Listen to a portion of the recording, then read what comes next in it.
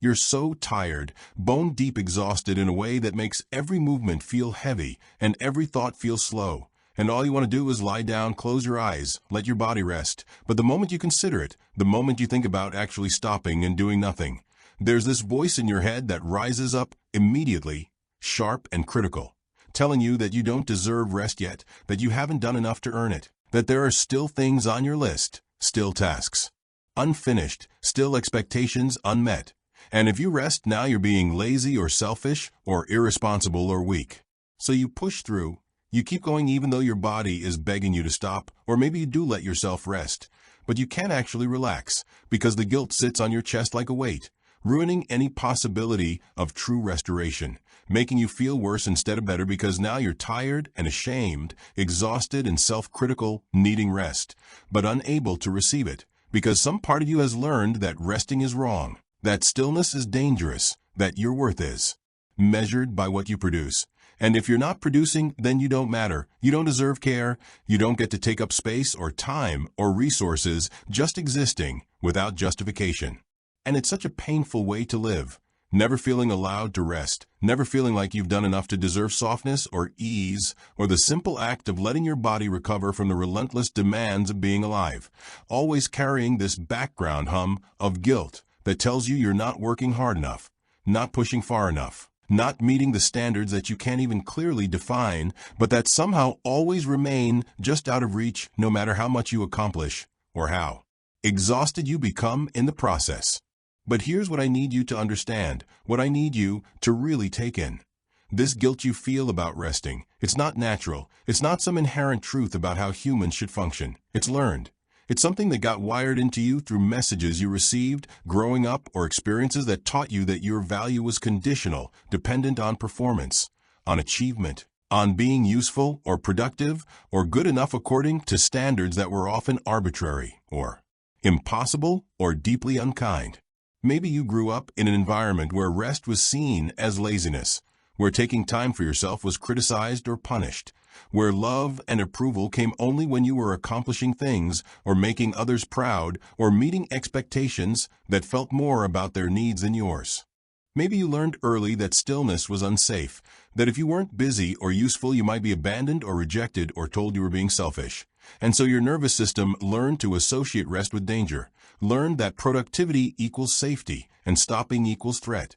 And that association is so deeply wired now that even when you're exhausted, even when rest is clearly what your body needs, your brain sounds alarm bells the moment you try to stop, floods you with guilt and anxiety and the urgent sense that you should be doing more, anything other than just being still. For those of you with anxious minds, this guilt around rest often gets tangled up with perfectionism, with the belief that you need to do everything right, that you can't afford to fall behind or make mistakes or show any weakness, because the consequences feel catastrophic, even though logically you know they probably aren't. Your standards for yourself are impossibly high, standards you'd never apply to anyone else. And those standards don't include rest. They don't include gentleness or self-compassion or the acknowledgement that you're human with limits and needs. They only include achievement and productivity and constant forward motion. And anything less than that feels like failure. So when you're tired and need to rest, your perfectionist voice interprets that need as weakness, as evidence that you're not good enough, not strong enough, not disciplined enough. And the guilt floods in, telling you that if you were better you wouldn't need rest. You'd be able to keep going indefinitely, like some kind of machine that never runs out of energy or breaks down or needs maintenance.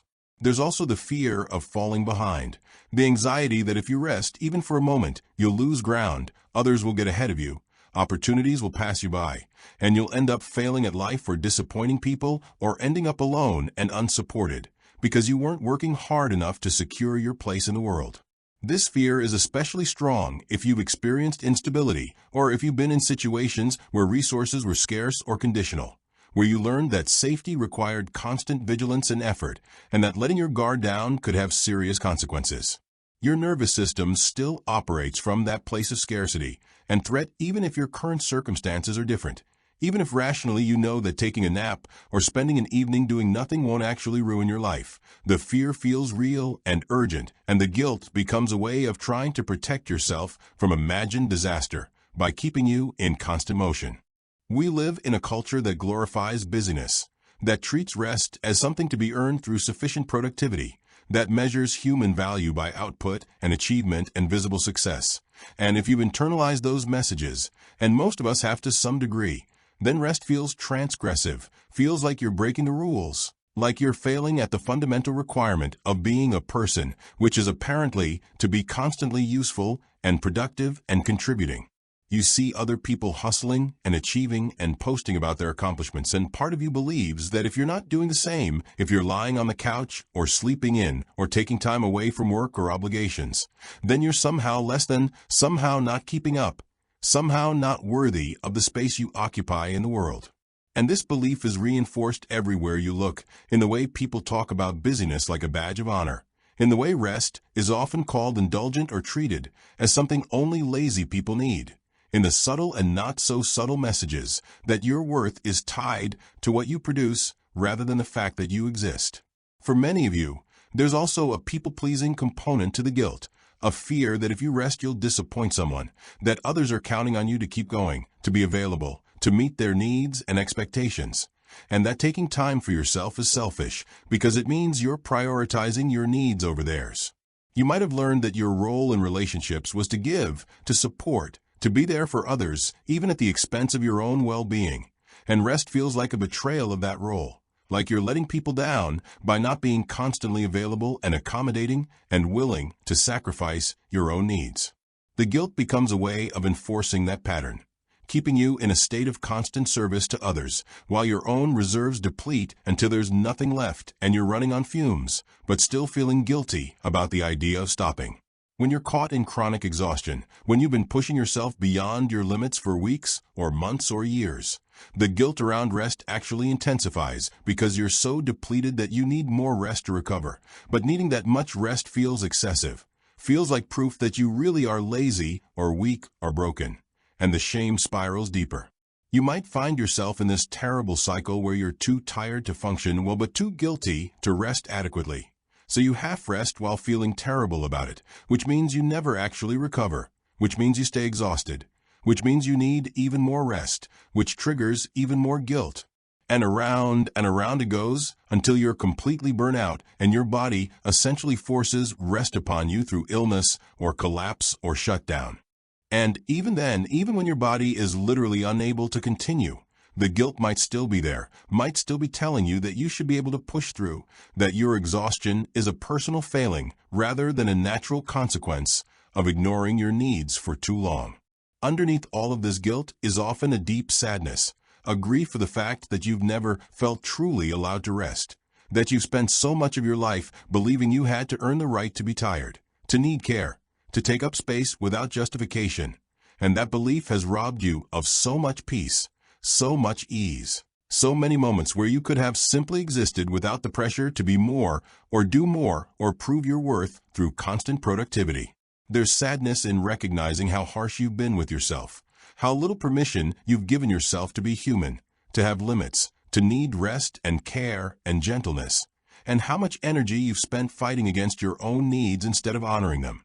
How lonely it's been to carry this belief that you're only valuable when you're useful, that you only deserve kindness when you've done enough to earn it, whatever enough even means.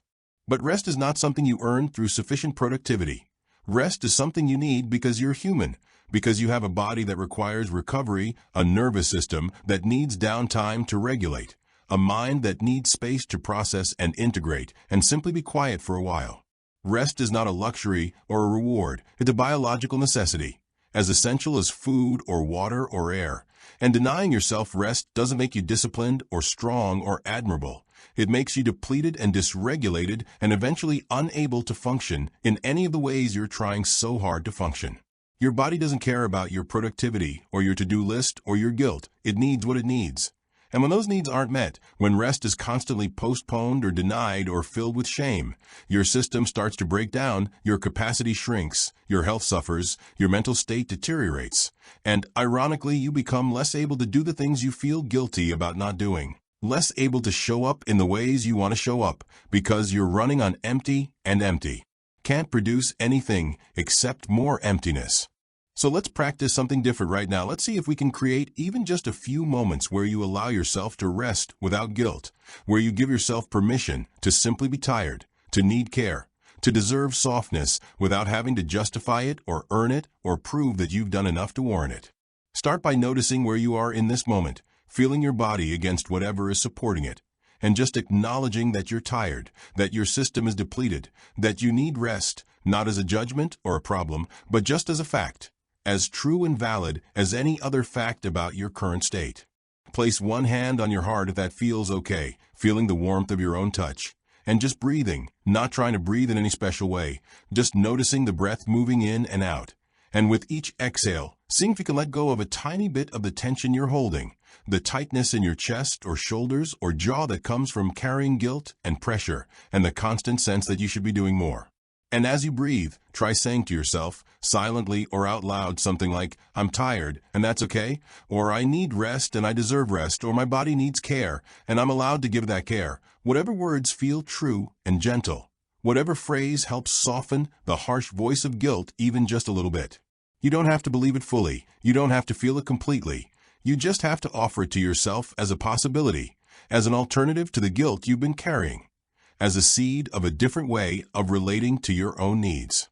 Notice what happens in your body when you say these words. Notice if the guilt gets louder and fights back, or if there's a small softening, a tiny release, a moment where your system receives the permission and relaxes just slightly. And whatever happens is okay. You're just noticing, just exploring, just beginning to create a different relationship with rest. Your nervous system learned that rest is dangerous through experience, through messages and situations that taught it to stay alert and productive and useful in order to stay safe. And it will learn something different through experience too.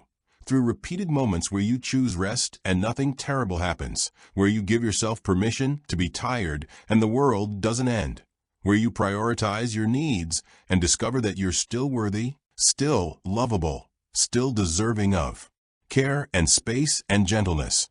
This learning doesn't happen all at once. It happens gradually through practice, through choosing rest over guilt again and again, even when the guilt is screaming at you, even when every part of you wants to push through and keep going because that's what you've always done, because stopping feels too vulnerable or scary or wrong. But you choose rest anyway. You choose your body. You choose your well-being. And each time you make that choice, you're teaching your nervous system something new. You're building new neural pathways that associate rest with safety instead of danger, that recognize your needs as valid instead of shameful.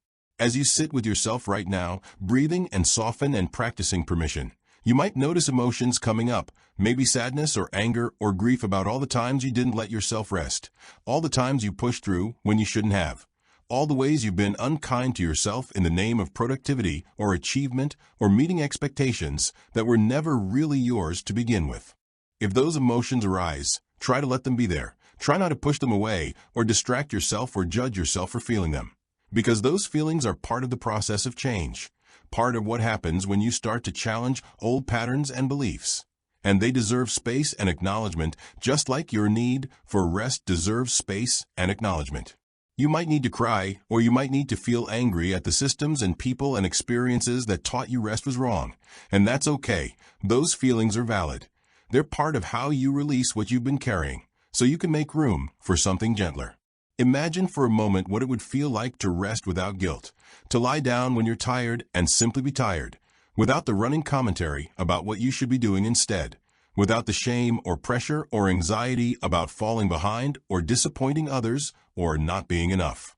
Imagine letting your body sink into rest, letting your mind become quiet, letting yourself receive care and recovery as easily as you breathe, as naturally as night follows day, not because you earned it, but because you need it, because you're a living being with limits and vulnerabilities and the fundamental requirement for rest that every living being shares. How would that feel? To give yourself that kind of unconditional permission, to treat your need for rest as non-negotiable, as sacred even, as something worth protecting and prioritizing regardless of what else is happening in your life.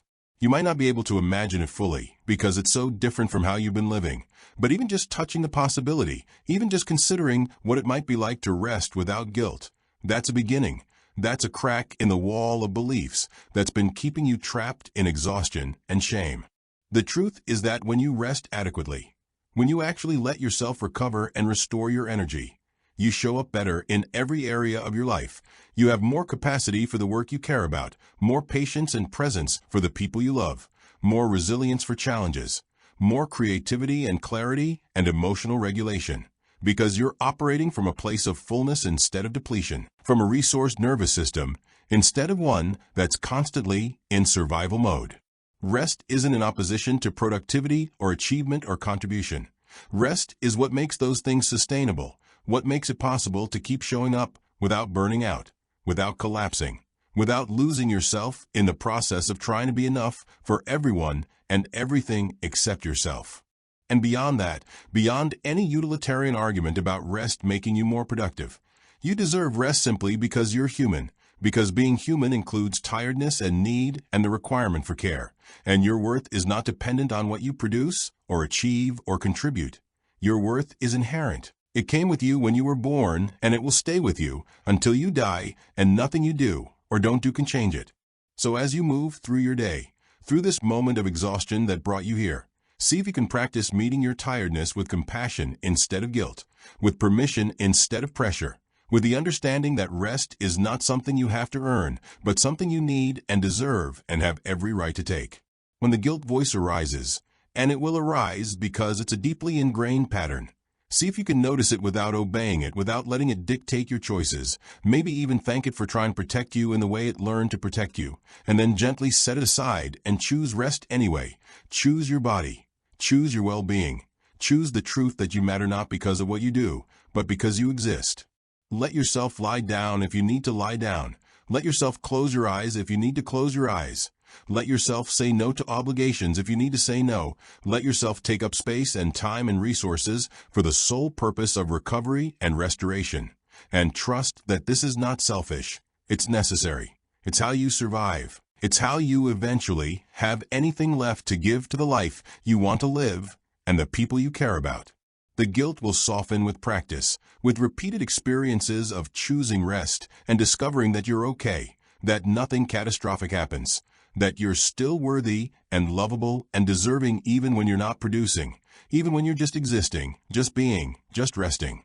And gradually, slowly, gently, you can build a different relationship with rest, one where it feels safe instead of dangerous, permitted instead of forbidden, natural instead of shameful, where your body's signals of tiredness are met with care rather than criticism, where your needs are honored rather than ignored, where you understand that rest is not earned through doing, but needed, because you are human, beautifully and imperfectly and necessarily human. And being human means needing rest. Deserving rest, being allowed to rest without guilt, without shame, without having to justify or explain or prove that you've done enough to warrant the basic care that every living being requires.